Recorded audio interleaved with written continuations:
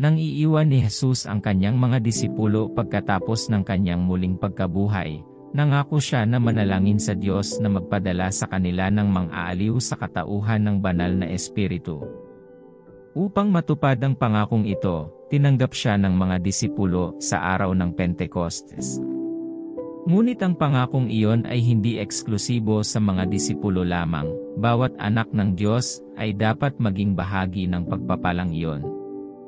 Siyempre, ang isang Kristiyano na may banal na Espiritu ay pinagpapala ng hindi masusukat. Ito ay higit pa sa pagsasalita lamang ng mga wika. Naalala mo ba ang pagbabagong anyo, kapangyarihan, karunungan, at pagtitiwala na dumating sa kanila at ang marami pang ibang bagay na nangyari sa buhay ng mga disipulo pagkatapos nilang tanggapin siya? Sa kasamaang palad, maraming mga Kristiyano sa ating panahon ang hindi pa nakakaranas nito, at isang malaking bahagi ng mga nag-aangking nakatanggap ng banal na Espiritu, dahil lamang sa nakakapagsalita sila ng mga wika, ay malayo sa pamumuhay ng isang pagbabagong buhay. Tulad ng sinabi ng 2 Timoteo 3, may anyo ng kabanalan, ngunit kulang sila sa kapangyarihan nito. Kaya, paano mo masasabi na ikaw o isang taong malapit sa iyo ay may banal na Espiritu ng Diyos? Siyempre, may iba't ibang espiritu sa mga huling panahon na ito. Kung maitala ng Biblia na ang Diablo ay kadalasang maaaring magpakita bilang isang anghel ng liwanag, kung gayon, mahal na mahal, maraming tao na nagpaparada sa simbahan ng Diyos ngayon ay maaaring nagsasalita ng mga wika ng Diablo at kumikilos din sa ilalim ng kanyang espiritu. Kaya nga dapat mong makilala ang isang tao na may banal na espiritu ng Diyos. Hindi mo kailangang mag-ayuno at manalangin para malaman ito.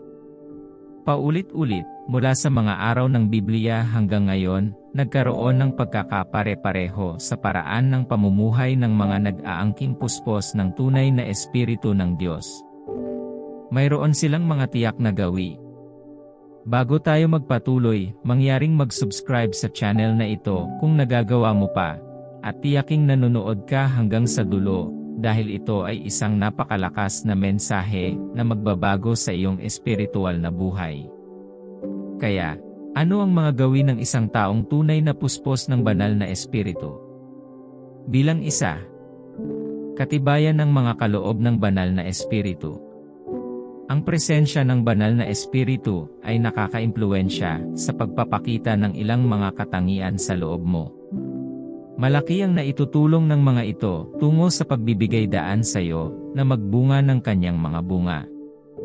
Ang lahat ng ito ay nakapaloob sa Galatia 5:22 -23 na nagsasabing, ngunit ang bunga ng Espiritu ay pag-ibig, kagalakan, kapayapaan, pagtitiis, kagandahang loob, kabutihan, katapatan, kahinahunan, at pagpipigil sa sarili. Laban sa gayong mga bagay ay walang ang mga na kay Kristo, Jesus ay ipinako sa krus ang laman, kasama ang mga pagnanasa at pagnanasa nito. Kung ang iyong laman ay hindi napako sa krus, kung gayon ang Espiritu ng Diyos ay hindi maaaring manahan sa iyo. Kapag napuspos ka ng banal na Espiritu, ang pag-ibig ng Diyos ay palaging magniningning sa iyong buhay, at hindi ito titigil doon. Ang banal na pag-ibig na ito ay nagsisimulang dumaloy sa mga taong nakakasalamuha mo. Kung titingnan mo ang pag-ibig mula sa pananaw ng tao, maaaring wala kang pakialam sa mga tao sa paligid mo. Ang laman sa iyo ay tututuon sa iyong mga pagnanasa, hindi iniisip ang pinagdadaanan ng iba. Higit pa rito, makikita mo ang iyong sarili na pumipili sa mga taong pinapakitaan mong mahal. Ngunit binibigyang daan ka ng banal na espiritu na ipaabot ang taos-pusong pagmamahal at habag sa lahat, anuman ang paniniwala, lahi, o pinagmulan. Dahil ang iyong mga aksyon ay naaayon sa espiritu, makikita mo ang iyong sarili na naglilingkod at nakikiramay sa iba ng walang kondisyon. Bilang resulta, ikaw ay nagiging isang nagniningning na ilaw sa iyong henerasyon. Paano ang pananampalataya, kagalakan, at kapayapaan sa gitna ng mga unos ng buhay? Ang pananampalataya ay nagpipilit sa iyong sarili na maniwala sa kung ano ang wala. Ang totoo, kailangan ang biyaya ng Diyos upang magtiwala sa Diyos ng walang pisikal na pagpapakita, at ang pagtitiwala na ito ay kasama ng pagkakaroon ng banal na espiritu sa iyong buhay. Nagbubunga siya ng pananampalataya na magpapalipat ng mga bundok sa iyong buhay. Habang nagtitiwala ka sa Diyos, nabago ka mula sa takot tungo sa pagkakaroon ng kapayapaan at kagalakan sa gitna ng kaguluhan. Hindi ito ang uri ng kapayapaan na mararamdaman mo kapag napupunta ang lahat ayon sa gusto mo. Sa halip, nararamdaman mo ang katahimikan na ito kahit na may problema sa paligid mo. Mananatili kang matatag at tiwala. Gayon din, magkakaroon ka ng pag-asa, alam na ang Diyos ang may kontrol. Ang kapayapaang ito ay hindi lamang nagbabantay sa iyong puso, ito rin ay may kasamang kagalakan na hindi umaasa sa mga pangyayari. Ang kagalakang ito ay lumalaban sa sakit, pagsubok, at kalungkutan. Ito rin ay nagmumula sa pananalig na nasakop na ni Kristo ang lahat, at napakalaking paraan upang mahikayat ang iba na magtanong tungkol sa pinagmumulan ng iyong kapayapaan at kagalakan, sa gayoy inilapit sila sa Diyos. Napakagandang pamumuhay.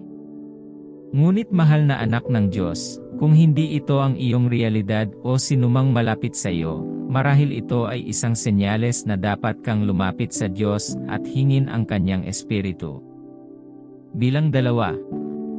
Isang hindi mapapawi na pagkagutom para sa salita ng Diyos at sa kanyang presensya kaakibat ng panalangin.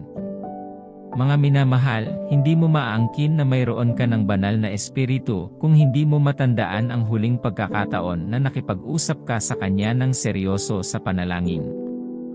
Gayon din, kung malapit ka sa isang taong nag-aangkin na taglay mo ang banal na espiritu, ngunit walang pare-parehong salita at buhay panalangin, mag-ingat.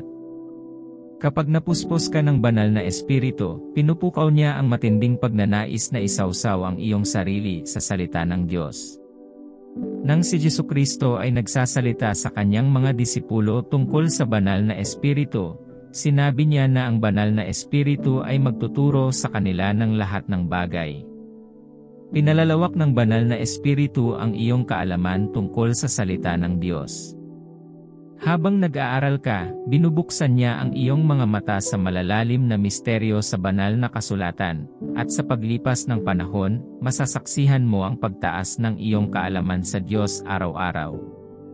Pinalalakas din niya ang iyong buhay panalangin, sa pamamagitan ng paggabay sa iyo, na maunawaan na ang pakikipag-isa sa Diyos ay mahalaga. Sinabi ni Apostol Pablo sa Roma 8:26, sa parehong paraan, tinutulungan tayo ng Espiritu sa ating kahinaan.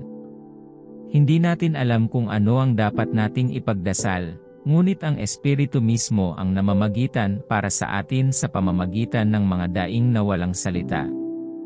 Ang banal na Espiritu ay nagbibigay sa iyo ng pagiging sensitibo sa pangunguna ng Diyos. Tinutulungan ka niya na humingi ng patnubay at pangunawa sa pamamagitan ng taimtim na panalangin. Bilang 3. Pag-activate ng mga espiritual na kaloob. Binibigyan ka ng banal na espiritu ng mga espiritual na kaloob na nagbibigay ng kapangyarihan sa iyo na maglingkod sa Diyos at umakay sa iba patungo sa Kanya. Ang sabi ng Biblia sa 1 Corinthians 12:4, may iba't ibang uri ng mga kaloob, ngunit isang espiritu ang namamahagi nito. May iba't ibang uri ng paglilingkod, ngunit isang Panginoon. May iba't ibang uri ng paggawa, ngunit sa lahat ng sa kanila at sa bawat isa ay isang Diyos ang gumagawa. Kapag ibinahagi ng banal na espiritu ang mga kaloob na ito sa iyo, maging ito ay propesya, pagpapagaling, pagtuturo, o pag-unawa, kailangan mong magkaroon siyang aktibo at kumikilos sa iyo upang ipakita ang mga ito. Ngunit dapat mong malaman na ang mga kaloob na ito ay hindi para sa iyong taas, sa halip, ang mga ito ay para sa higit na ikabubuti ng katawan ni Kristo, sa gayoy nagpapalaki sa kaluwalhatian ng Diyos. Numero 4. Tagumpay laban sa kasalanan. Ang sinumang tao na nabubuhay sa kasalanan ay nasa ilalim ng pagkaalipin.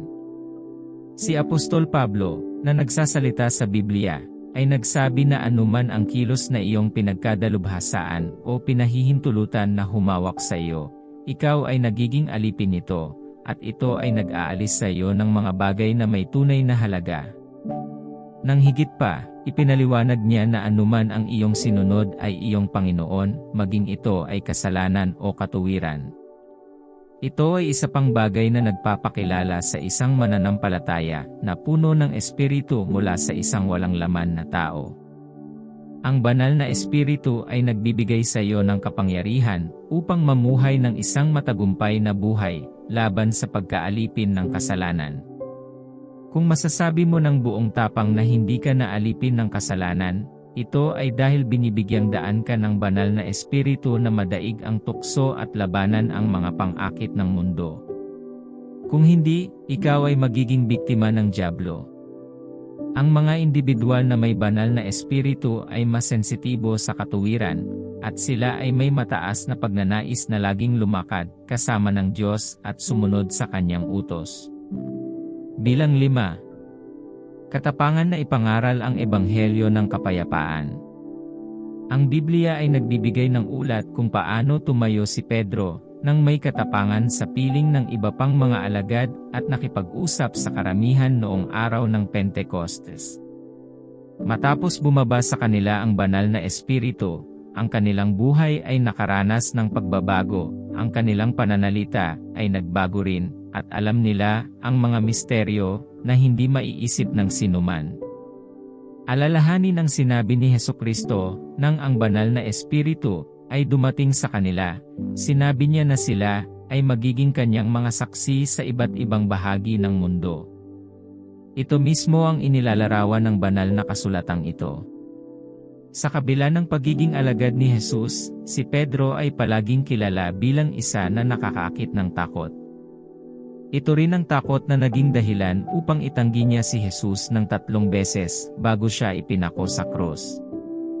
Ngunit makikita mo na pagkatapos na dumating sa kanya ang banal na espiritu, kinuha niya ang posisyon ng pinuno, at hindi nag-iisa, wala nang bakas ng takot muli sa kanya.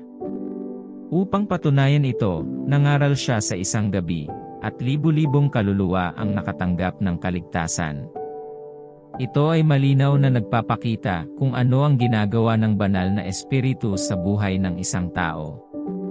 Kapag ipinangangaral ang Ebanghelyo, dapat na pukawin ka ng banal na espiritu.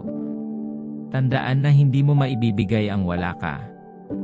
Kung wala ang banal na espiritu, mag-aaksaya ka ng iyong oras sa pagsasalita ng mga walang laman na salita sa mga tao. Ngunit kasama niya, makatitiyak kang kukumbinsihin niya ang mga puso ng mga kaluluwang pinangaralan mo, at tatanggap sila ng kaligtasan. Bilang 6. Kababaang loob sa paglilingkod. Noong si Jesucristo ay nasa lupa, isinagawa niya ang kanyang gawain bilang isang pinuno sa pamamagitan ng paglilingkod sa iba.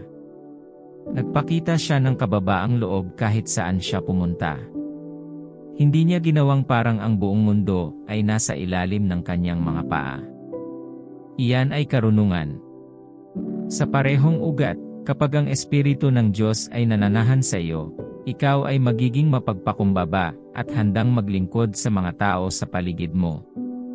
Tanging ang isang mayabang na tao ay nakikita ang kanyang sarili bilang mas mahusay kaysa sa iba, at dahil doon, gusto niyang kumilos ang mga tao tulad ng kanyang mga alipin. Ito ay isang malinaw na tanda ng dyablo sa trabaho. Ang pagiging puspos ng banal na espiritu ay nagdudulot ng malalim na pakiramdam ng kababaang loob at puso ng paglilingkod. Ang mga may espiritu ay hindi naghahangad ng kadakilaan o pagkilala para sa kanilang mga gawa, sa halip, sila ay palaging sapat na mapagpakumbaba upang ihandog ang kanilang sarili bilang mga sisidlan para sa layunin ng Diyos. Inuna nila ang mga pangangailangan ng iba kaysa sa kanila, at hindi sila magiging masaya hanggat hindi nila nakikitang masaya ang mga nasa paligid nila. Ang kanilang buhay ay laging sumasalamin sa pagiging alipin ni Kristo, dahil sila ay masigasig sa paglilingkod sa iba.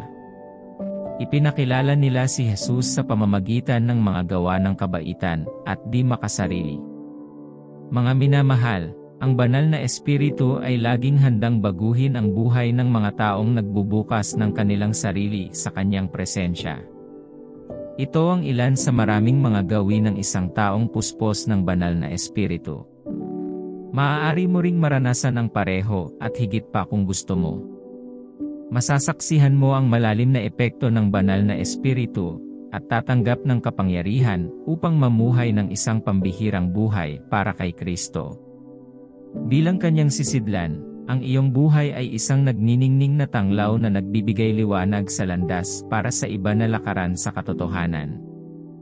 Ngunit sa gitna ng iyong abalang buhay, madaling makaligtaan ang kahalagahan ng pag-aalaga sa iyong relasyon sa Kanya. Kaya, upang panatilihing buhay ang banal na espiritu sa iyo, bukod sa pagkakaroon ng bukas na pag-iisip, dapat kang gumawa ng mga sadyang hakbang upang gawin ang ilang mga bagay. Bilang isa, sumuko sa Kanya at lumakad ng buong pagsunod sa Kanyang pamumuno. Dapat mong isuko ang iyong sariling kalooban at buong pagkatao sa Kanya. Dapat kang maging mapagpakumbaba at hayaan Siya na hubugin ka sa isang sisidlan na karapat-dapat gamitin. Habang binitawan mo ang iyong mga hangarin at iniayon ang iyong buhay sa plano ng Diyos, binibigyang kapangyarihan ka ng banal na espiritu na lumakad sa pagsunod at katuwiran. Ang pagsunod ay hindi dapat maging isang mahigpit na pasanin, sa halip, dapat itong maging gateway tungo sa kalayaan at lapit sa Diyos. Mag-ingat na huwag sumuway sa pamumuno ng banal na espiritu. Sinasabi sa Efeso 4:29, huwag lumabas sa inyong mga bibig ang anumang masasamang salita, kundi ang makatutulong lamang sa pagpapatibay ng iba ayon sa kanilang mga pangangailangan, upang ito ay makinabang sa mga nakikinig. At huwag ninyong pighatiin ang Espiritu Santo ng Diyos na kasama kang tinatakan para sa araw ng pagtubos. Ang banal na espiritu ang magiging gabay mo, ngunit sa sandaling magpasya kang sumuway sa Kanya, alis Siya. Tandaan na Siya ay banayad at hindi magpapataw ng anuman sa iyo. Maaari Kanyang pangunahan sa iyong pang-araw-araw na buhay sa maraming paraan. Halimbawa, magagabayan Kanya sa paggawa ng mga tamang desisyon tungkol sa anumang bahagi ng iyong buhay, maging kung paano ka nakikipag-ugnayan sa iba o kung paano ka tumugon sa mga sitwasyon. Kung minsan ay maaaring bigyan Kanya ng isang tiyak na direksyon, tulad ng ginawa Niya kay Felipe noong itinuro Niya ito sa isang tiyak na daan. Si Felipe ay nakinig at sumunod ng walang pag-aalinlangan. At pagdating niya doon, nakilala niya ang isang bating ng Ethiopia, at sa huli, ginamit siya ng banal na espiritu upang ipaliwanag ang kasulatan sa bating na Ethiopia. Paano kung hindi pinansin ni Philip ang direktiba na ito? Ang punto ay ang banal na espiritu ang gagabay sa iyo, at habang ginagawa niya ito, tutulungan kanyang mamuhay ng isang buhay na nagpaparangal sa Diyos at nagpapakita ng kanyang pagkatao. Sa pagpapakumbaba, pagsunod sa Kanya ng lubusan, at pagsunod sa Kanyang payo, makatitiyak kang tumatahak ka sa tamang landas. Bilang resulta, magagawa mong parangalan ang Diyos sa bawat aspeto ng iyong buhay.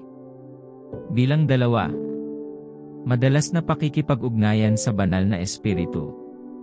Maaari kang magtaka kung paano ka makikipag-ugnayan sa Kanya kung Siya ay isang espiritu. Ngayon, sagutin ang tanong na ito, nakipag-usap ka na ba sa Diyos noon? Paano mo ito nagawa? O paano mo ito ginawa? Simple lang. Tandaan, ang banal na espiritu ang siyang tumutulong sa iyo na manalangin sa Diyos. Ngunit huwag kalimutan na Siya ay Diyos din kapag nagdarasal ka, nakikipag-usap ka sa tatlong tao sa isa, Diyos, ang Ama, ang Anak, at ang Espiritu Santo. Kung mas nakikipag-usap ka sa Kanya, magkakaroon ka ng mas malaking pagkakataon na masiyahan sa Kanyang piling sa mahabang panahon. Hindi mo ba gustong maranasan ito? Mahal na anak ng Diyos, para mapanatili ang banal na espiritu sa iyong buhay ay nangangailangan ng iyong katapatan, sinasadyang mga pagpili, at kasipagan. Habang lumalakad ka ng magkahawak kamay sa Kanya, ang iyong buhay ay magiging isang patotoo ng pag-ibig at biyaya ng Diyos. Walang alinlangan na magbubukas ito ng masaganang pagpapala ng pagkakaroon ng kaugnayan sa Kanya. Naway bigyan ka ng Diyos ng biyaya upang patuloy na magsikap na panatilihing buhay ang banal na Espiritu sa iyong buhay. Laging hanapin ang Kanyang patnubay at maranasan ang pagbabagong kapangyarihan ng Kanyang presensya. Pagpalain ka ng Diyos. Magdasal tayo. Mahal na Ama, ang puso ko ay puno ng pasasalamat sa iyong patuloy na pagmamahal at biyaya sa aking buhay. Kinikilala ko na ikaw ang aking anchor at ang tanging dahilan kung bakit ako nabubuhay pa. Salamat sa lahat ng pisikal at espiritual na laban na iyong ipinaglaban para sa akin. Salamat sa banal na probisyon, proteksyon, at patnubay. Purihin ang iyong pangalan magpakailanman. Nagpapasalamat ako sa iyo para sa aking pamilya, mga kaibigan, at mga bumabati, para sa lahat ng mga taong binigyan mo ng akses sa aking buhay sa isang kadahilanan o iba pa. Ako ay nagpapasalamat. Salamat sa maraming beses na nadapa ako, pero hindi nahulog dahil tinulungan mo ako. Wala akong masabi kundi salamat. Inihaharap ko ang aking sarili sa iyo, at humihingi ng awa. Sinasabi ng iyong salita na kung sinasabi kong wala akong kasalanan, ginagawa kitang sinungaling. Linisin mo ako sa aking mga kasalanan at hugasan mo ako ng iyong dugo. Mangyaring linisin ako sa bawat makasalanang ugali at gawin akong isang karapat-dapat na sisidlan sa kaluwalhatian ng iyong pangalan. Inilalagay ko ang bawat patuloy na kasalanan sa aking buhay sa iyong paanan. Patawarin mo ako at bigyan mo ako ng biyaya upang hindi na magkasala. Walang hanggang matuwid na Diyos sa langit, nagpapasalamat ako sa iyo sa kaloob na Espiritu Santo. Salamat sa pagpapadala sa akin ng mga aliw. Ang iyong banal na Espiritu ay naging aking kaibigan at gabay. Salamat sa pagbabagong naranasan ko sa pamamagitan ng iyong banal na Espiritu. Idinadalangin ko ang sariwang pagpapahid upang lumakad sa mga bagong direksyon na iyong nakatakdang akayin ako. Sangkapan at palakasin mo ako para sa gawain sa hinaharap. Kinikilala ko na kung wala ka, wala ako. Mangyaring ipagpatuloy akong akayin sa tamang landas. Alinmang takdang aralin ang ibinigay mo sa akin na hindi ko nagawa, at ito ngayon ay mukhang isang pasanin, mangyaring bigyan ako ng biyaya na tanggapin ito at tapusin ito hanggang sa wakas. Mangyaring buksan ang aking mga mata sa katotohanan ng iyong salita, ang iyong katotohanan na nagbibigay liwanag. Mangyaring hayaan itong maging sentro ng aking buhay. Sa lahat ng ginagawa ko, tulungan mo akong mag-focus sa iyo sa lahat ng oras, gaano man ito kahirap para sa akin. Naway maging handa akong magsakripisyo sa ikaluluwalhati ng iyong pangalan. Higit sa lahat, Sweet Holy Spirit, bigyan mo ako ng pusong malaman kung kailan mo ako pinangungunahan. Buksan ang aking espiritual na mga mata upang maunawaan ang lahat ng gusto niyong malaman ko. Sa tuwing ako ay napapagod at nahuhulog sa tabi ng daan, mangyaring buhatin ako at palakasin ako upang matapos ang paglalakbay. Sa tuwing ako ay nag-atubili na sundin ang iyong mga tagubilin, mangyaring patawarin ako at tulungan akong sumunod. Aking mga aliw, pakiusap, tulungan mo akong huwag kang malungkot sa anumang punto ng aking buhay. Hayaang mamulaklak ang aking relasyon sa iyo, tulad ng isang punong nakatanim sa tabi ng ilog. Mangyaring huwag umalis sa aking tabi. Hindi ko makukumpleto ang karerang ito kung wala ka. Ikaw ang mahalagang regalo ng Diyos sa akin, at pinahahalagahan kita. Salamat, matamis na Espiritu Santo, sa pagiging tagapagtanggol ko. Amen. Kung nabiyayaan ka ng video na ito, huwag kalimutang pindutin ang like button, mag-drop ng komento, at mag-subscribe.